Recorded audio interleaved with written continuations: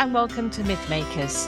Mythmakers is the podcast for fantasy fans and fantasy creatives, brought to you by the Oxford Centre for Fantasy.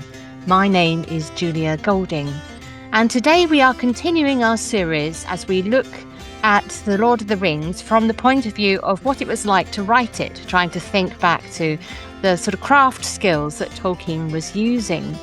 And we have reached Chapter 7 in Book 4, that's towards the end of the Two Towers, and the chapter is called The Journey to the Crossroads. So please do come to the Crossroads with me. Now, this is probably not on anybody's list as the favourite chapter in The Lord of the Rings, so maybe what happens right at the end is one of your favourite moments, because it is a journey which really is, well, it's a journey chapter. So there's a lot of rinse and repeat repetitions of walking, going to sleep and waking up. But actually, I found a lot to enjoy as I looked at it, particularly looking at how Tolkien was making a point about the difficulty of this journey and how beautiful his descriptions are of the physical landscapes that the hobbits and Gollum are passing through. If you're thinking about it as a structure, a chapter structure, you've got a brief start with Faramir, and then you've got a brief end with the section by the statue at the crossroads. But in between, you've got this series of day and night walking. And they are marked out by the places that the hobbits stop to rest. So that's how it works as a chapter. I would say that this is a chapter where the romantic poets and romanticism are very much in evidence, and I will give you my proof of that as we go along. So one of the things that I always remember about this chapter is the relief of finding somebody giving the hobbits some food other than lembas. I'm sure it's better for their diet. And it's also an important feature of Middle-earth is who gives what food and who provides. It's true in the Hobbit as well. And we all have very vivid memories of the food in Lord of the Rings. It sort of stands out like a jewel. Obviously, lembas. But here we've got Faramir giving them the sort of the wayfaring provisions of dried fruit and dried goods so that they can survive a bit longer. Anyway, so that's what happens at the beginning of this chapter. Notice how we have the tension of what's at stake by the way Faramir describes the land they're about to go into. So the hobbits haven't slept. This is a very weary chapter, by the way. Tolkien really wants you to feel the exhaustion of the hobbits. And how does Faramir convey the tension? Well, he gives this kind of pithy report back. The land is empty. Nothing is on the road. And no sound of foot or horn or bowstring is anywhere to be heard. So here's the one who's just making us sort of imagine what's happening, ask the question of why? Why is it empty? There's something ominous, isn't there, about emptiness? It's not a relaxing mood. It's something that's saying, and this is harped on a couple of times in this chapter, the storm is about to break. Faramir is like Galadriel in this chapter. There is a sort of mannish, to use the Entish term, a mannish echo of Galadriel in Faramir, particularly in the appropriate gift giving. And he finds in his stores staffs or staves, which are cut down and newly shod for the hobbit height, so thoughtful gift. And they're made of lebethron, which is a kind of dark wood. It comes up again in the casket in which the crown of the kings is held, so it's clearly a high status wood. But it also seems a sort of almost magical, though remember Faramir is the one who sort of connects us to a more spiritual side of Middle-earth with his prayer before the meal. He says it has a blessing of virtue, of finding and returning. So his bit of Faramir is going with the hobbits. Frodo here shows his maturity and his excellence as a hobbit diplomat. If he hadn't been so badly injured by his journey, he could have done really well as the hobbit envoy to all the lands because he finds good and fair words to say thank you for the gift. In another echo of what happens in Lorien, they are blindfolded as they leave. And just as with the dwarf, Gimli, refusing to be the only one bound, and Aragorn saying, well, we're all going to have our eyes bound, Frodo turns that around in the outward journey by saying that Gollum should not be the only one who is blindfolded. So there's very much a sort of replay of some of the beats in the Lorien story. So what is this doing in terms of craft? I think there is this element of it. Well, it makes sense in terms of the plot, but also I think it ties up the unity of the story. We feel we're still in the same world, the same. The good characters have this way of behaving. It's another of these threads that ties it all together. So, in a chapter where it's not the big set pieces, what do we find to keep us interested? I do remember when I was reading this aloud to my children, as is our tradition in the family, this kind of chapter was the harder one to keep their attention. But as a reader, reading for my own pleasure, I find it full of delights. And that comes largely from the specificity of the landscape. Tolkien starts off by describing this edge where you get the sensation that it just finishes and there's nothing beyond. There are various places in the Midlands, the Weald, various hill, sort of a Peak District, places where you get this sort of edge. There's another one up in Northumberland. And so it immediately feels like a real landscape. I can imagine what he is talking about in this concept of the edge. And of course, this is a landscape on an edge, so it's very appropriate. And the observation is the land dreams in a false peace, and for a while all evil is withdrawn. False peace. So this ominous silence. But also notice that term dreams, that keeps coming up. There is something dreamlike. We don't know if leaving Faramir is falling back into a nightmare or if Faramir himself is almost dreamlike. There's lots of dreams around Faramir, as there is, of course, around Lorien. We get the Robin Hood echo, which is how the merry men, the green-clad men, disappear back into the woods, and this is how it's described. So this is a joint point of view for the hobbits, they marveled to see with what speed these green-clad men now moved, vanishing almost in the twinkling of an eye. The forest where Faramir had stood seemed empty and drear, as if a dream had passed. So again, that's this dreamlike exchange. But Tolkien doesn't leave us long in that moment. There's a little line break, and we immediately see there's trouble brewing. And the trouble and the stress and the tension, which you do need to make this actually have some sort of page-turning effect, is in Gollum, of course, which is why he's such a brilliant character. He is the grit, the spanner in the works, the grit in the oyster. Anyway, so Gollum's words here when Frodo is saying you were lucky that they showed you mercy. Gollum says he always forgives, he does, yes, even nice master's little trickses. So he's got a bone to pick with Frodo. And we can see that this is when is that storm going to break? Not only the bigger storm of the war, but there's this feeling of you will not be sitting, even on a first read, you're not sitting thinking, it's fine. Gollum's completely reliable. Far from it.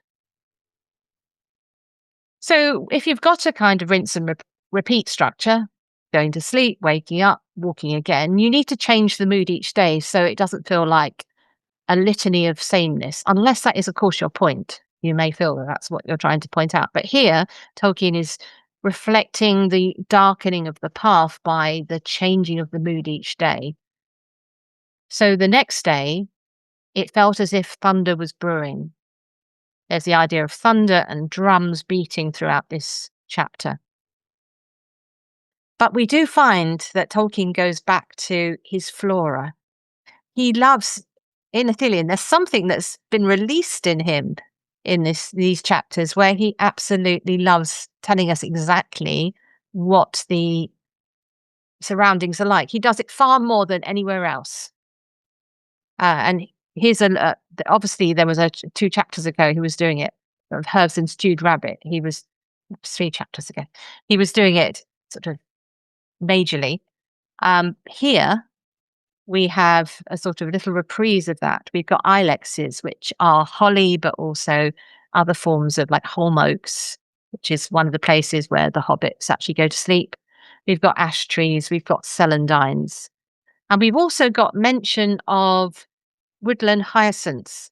The companion volume to Lord of the Rings suggests this is bluebells. It's a bit early for bluebells. So I'm thinking he is probably thinking of something which we call Spanish bluebells, which are an invasive species actually, but obviously native to a Mediterranean climate. And this is the warmer south. So it seems to me as though it's not your English bluebell, but your Spanish bluebell that he had in mind there. There is one intriguing new word for me, and possibly for most of you here, which is lawns, Launds, which is a very rare word. It seems to have some connection, certainly sounds a bit like lawn, but it's like it's expanse of green grass, but set for a wilder place. We obviously come to lawns in another way in the Formalin episode towards the end of the adventure. But anyway, I just thought I'd highlight that because you may not have noticed as you've read. But interesting new word. I like learning new words.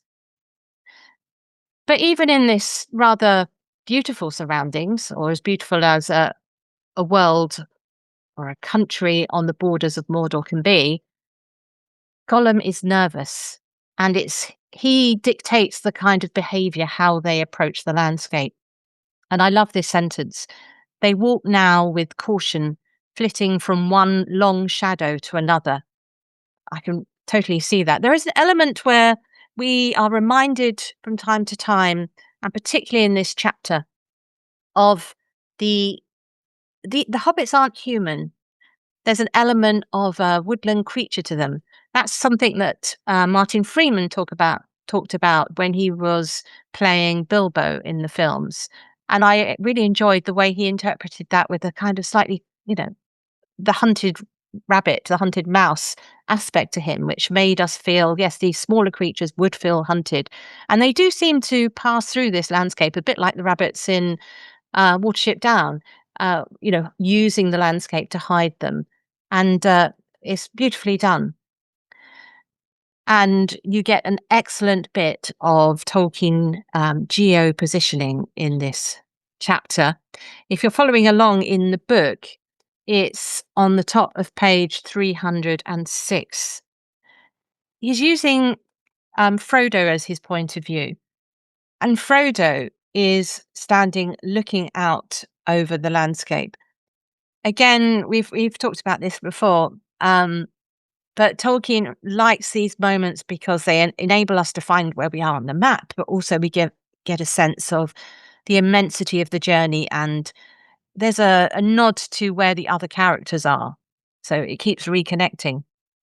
Anyway, so we get a deep, dim valley lay before them. On the further side, the woods gathered again, blue and grey under the sullen evening, and marched on southwards.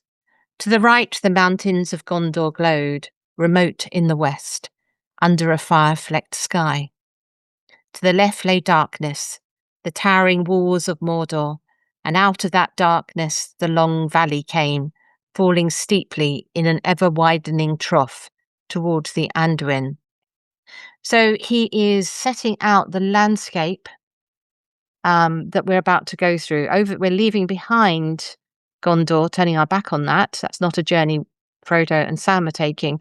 And we're going to head into this dark valley.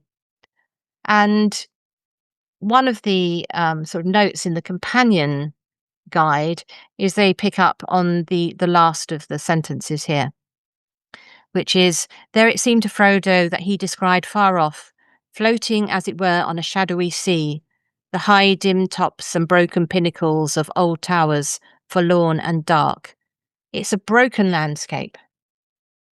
These towers were built by the men of Gondor but have been abandoned. Forlorn and dark is an inversion.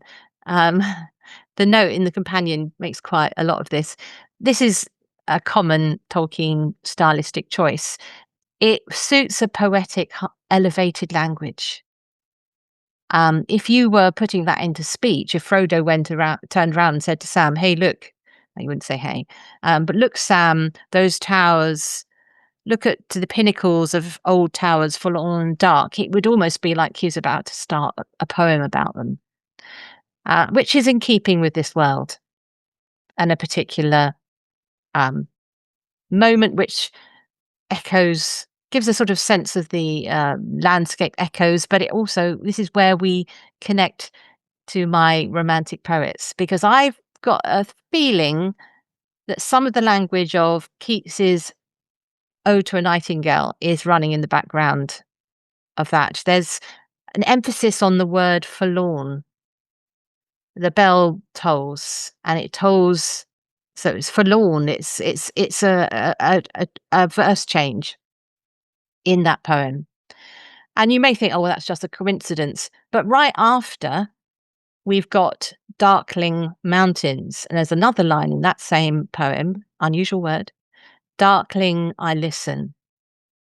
So it seems as though Keats is present. And why does that matter? Well, a lot of this chapter happens in darkness and is about the sense and the sounds. And that's exactly the experience, in a benign sort of sense, of Keats in the garden with the nightingale. So I think Tolkien may unconsciously, but perhaps consciously, be thinking of the lessons learned from that poem. Another poem, it's a poem that evokes lots of different flowers and trees as well. So there's a sort of connection there. I also noticed how the landscape is given a character and a voice. Middle Earth does feel like one of the major characters, doesn't it? The sound of the water seemed cold and cruel. The voice of the Morgul Duin, the polluted stream that flowed from the valley of the Wraiths. The other stream that had a voice was, of course, the one on the borders of Lorien. So we have a contrast here between that beautiful voice, Nimrodel, and this cold and cruel. So if you're thinking about how to evoke a world and a landscape, not leaving behind what you've already done, but using it as a contrast, even if you don't state it, is a very good tactic there. So they take refuge in what is called the crotch of a large holm oak. It's one of the last homely places that the hobbits are able to take some rest in. Crotch is like a sort of the join, just like it. I mean, it's obviously a slightly weird word in terms of you're thinking human anatomy, but it just means the crossing point where the branches come out. And Gollum's getting increasingly nervous because he's sort of sniffing the air, reading the signs, and he insists that they travel under the cover of darkness. And he turns out to be a very skilled guide in the dark. He seems to see very well. His eyes are illuminated. And Frodo and Sam are mostly in this chapter in a joint point of view, which you can imagine if you're going on a walk with somebody, you talk about what you're seeing and you sort of agree. There's a sense of they're in agreement. And the description is almost us overhearing what they're talking about. There seemed to be a great blackness looming slowly out of the east, eating up the faint blurred stars. Later, the sinking moon escaped from the pursuing cloud, but it was ringed all about with a sickly yellow glare. So the moon is sinking, it's being pursued by cloud, even the skies are sort of tormented here, and it's ringed, hemmed in by sickly yellow glare, so trapped. And that, in a way, it's transposing what they're feeling to the skies, but also it's what they're seeing. The next place they stay is actually one of my favourites, which I've never noticed properly before. So sorry, Tolkien, I've read you many times, but I didn't notice this little touch of brilliance. And that is the Thorny Hall. I mentioned I felt they were a bit like characters in Watership Down, like, running underneath the brambles. But actually, of course, this predates Watership Down. And what it does recall is the Ent home that Treebeard takes Merry and Pippin to, but it's a kind of thorny version of that. On page 308, it's a hollow hall, raftered with dead branches and bramble, and roofed with the first leaves and shoots of spring. So I love that description because it's the halfway house element of Ithilien. Yes, it's dead branches and bramble, but above is this hint of there could be some kind of restoration that could come for this place. Because it has shoots of spring. And that's what it sums up, really, this landscape on the edge of Mordor, and ties in, of course, with the end of the story, where Faramir gets to go back and restore the princedom. They've travelled about 3 days in this section, and why do that? I mean, I could imagine if I was the editor of Tolkien in the present day, I'd say, "Oh, modern reading habits mean that they can't cope with this section. It's a bit slow." But fortunately, that kind of editor wasn't around. No blue pencil was out, and I think it's making the point that we have to go each weary step with Frodo and Sam. Theirs isn't the heroic horse riding, sword wielding battle. There's a little bit of the fighting to come. Theirs is the persistence, the resilience, the men in the trenches, I guess, and that's what you're getting here. Sam, we dip into Sam's point of view here because he has a dream of the thorns invading the flower beds back at Bag End. So he's picked up the thorns of where they stayed previously, and it also links him back to the Shire. This is the touchstone of Sam. And the very practical thing that he's run out of pipeweed. And that will, without pointing it out, that will link us back to the hobbits finding pipeweed in Isengard. So there's still this connection being made between the experience of the hobbits. When Sam wakes up, Frodo says he's not been asleep very long. A storm is coming. It's getting darker, even though it's not yet midday. This is the point, actually, where the extended edition in the Peter Jackson film picks up.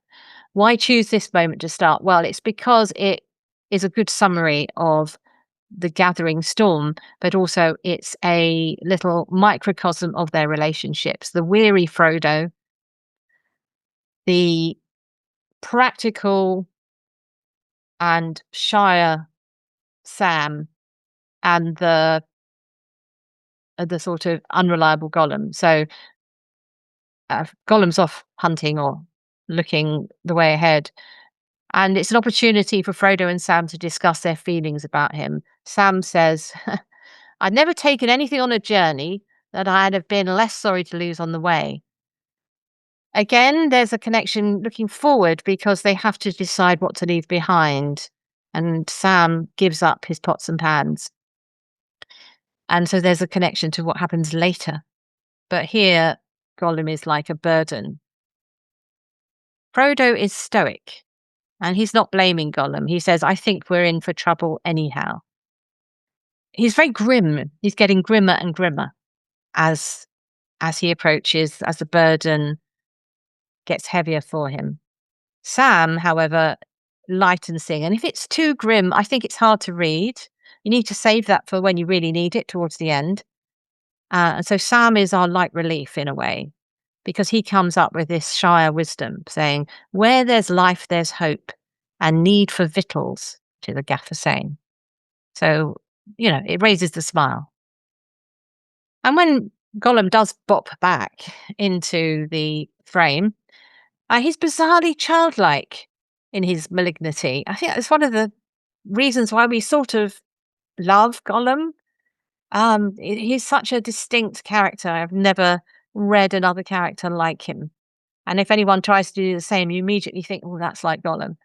Anyway, he bounces back in saying, "Wake up, sleepies," as if it's some kind of child nursery when they're actually trying to destabilize the dark power. And this and gets the response from Sam that, oh, it can't even be tea time. In decent places where there is tea time, remembering the Shire. And of course, Gollum says, we aren't in a decent place. You need a character like Gollum to stop us sort of slipping into a malaise. You need to keep the crack of the whip, the urgency, particularly in a journey section where they're not going to achieve the goal in this chapter. They just need to get going. And now we get an echo of what happened with Faramir, but this time they are the ones vanishing. Without the crack of a twig or the rustle of a leaf, they passed and vanished. There's another echo here of concerning hobbits, where there's a description of how they can sort of move quietly. They've got this skill, and Gollum shares it. So another reason to think of him as a kind of proto-hobbit. He fits in very well in the way they move. So here we come to my favourite bit of this chapter, which is the Crossroads, which is magnificent. It's a really magnificent moment. It's in the extended cut of the Peter Jackson film, which I was pleased to see they did try and film it. But it's beautifully done here. So first of all, we got another Entish-like space. The spaces between the trees of the Crossroads, between their immense boles is trunk, were like the great dark arches of some ruined hall. And we get this magnificent moment where the light falls on a fallen statue of a king. Anybody who knows even just a little bit about English literature will know that this recalls the Ozymandias poem, which is much anthologized and still studied at schools today. It's by P.B. Shelley. So we've gone from Keats to Shelley, which is one of the reasons why I feel this is a romantic, in romanticism terms, chapter. And in that poem, the traveller comes across a fallen statue with the inscription, "My name is Ozymandias, King of Kings. Look on my works, ye mighty, and despair." But the sort of twist is that it's in a desert. There's nothing left. Empires fall. And Tolkien is, without acknowledging it, but everybody is thinking it, so he doesn't need to tell us, doesn't need a footnote. Frodo is actually giving a slightly different version of this. So here's the Ozymandias bit. The brief glow fell upon a huge sitting figure, still and solemn as the great stone kings of Argonath. The years had gnawed it, and violent hands had maimed it. Its head was gone, and in its place was set in mockery a round, rough-hewn stone, rudely painted by savage hands in the likeness of a grinning face, with one large red eye in the midst of its forehead. So, vandalism has happened. But there's a moment where that turns, because Frodo saw the old king's head. It was lying rolled away by the roadside. "Look, Sam," he cried, startled into speak. "Look, the king has got a crown again." So it's foreshadowing what's going to happen in the next book. And the crown is a crown of flowers. So there's white star flowers and yellow stonecrop. And Frodo draws from this the hopeful message: they cannot conquer forever. If that had been the last thing in this chapter, then it would have been Frodo on a unaccustomed, positive, upbeat. But Frodo isn't in that place, nor is the story. So Tolkien adds another sentence which gives a downbeat, which was, "And then suddenly the brief glimpse was gone. The sun dipped and vanished, and as if at the shuttering of a lamp, black night fell." So what we've got here is taking away of hope. We offer hope and take it away. Not completely, but what Tolkien is saying is don't be too quick to assume it's all going to be okay. If he'd left Frodo being the heroic figure pronouncing that there's hope, it would have taken some of the feeling of jeopardy away. And Tolkien needs to keep that so that we really think they may not survive as these two small hobbits take the journey further down towards the stairs of Cirith Ungol, which is the next chapter. So please do join me again when we go up those winding stairs. It's a difficult journey, but there's some magnificent things that are said on the way.